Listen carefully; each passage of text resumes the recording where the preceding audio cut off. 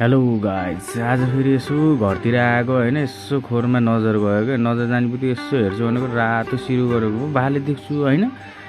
अब यसको दिन आएछ भन्ने जस्तो कुरो भयो, त्यही भएर घरतिर कुरा गरिहाल्यो होइन। यसलाई त सड्काउनु पर्छ भन्ने जस्तो कुरो भयो। म पनि फेरि मासु लगर त्यो माथि फेरि मेरो लिगामेन्ट गएर खत्तम भएको, यसको सुखायो भने सन्चो हुन्छ कि जस्तो लाग्यो फेरि मलाई फेरि होइन।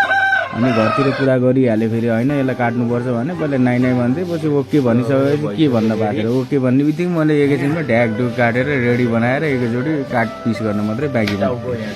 अनि यसो काट्नु लाग्यो, टाउको यसो हेर्छु भनेको त कसम एक पाउ जत्रो छ होइन, यत्रो ठुलो क्या होइन। एकछिन यसो हेर्न मन लाग्यो फेरि भाइ छोड्दै यो पहिला काटकुट हान भने अनि काटकुट गर्दै फेरि।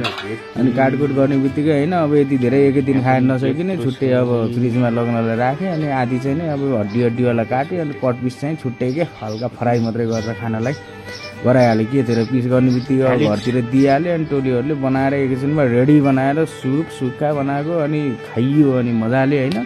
त्यसमा फेरि माछा पनि एड रहेछ फेरि, यस्तो भोबाल दरियालाई खाइयो कि होइन। खाएको हात चाट्या भइयो भने गाइस, यही छ आजको दिन।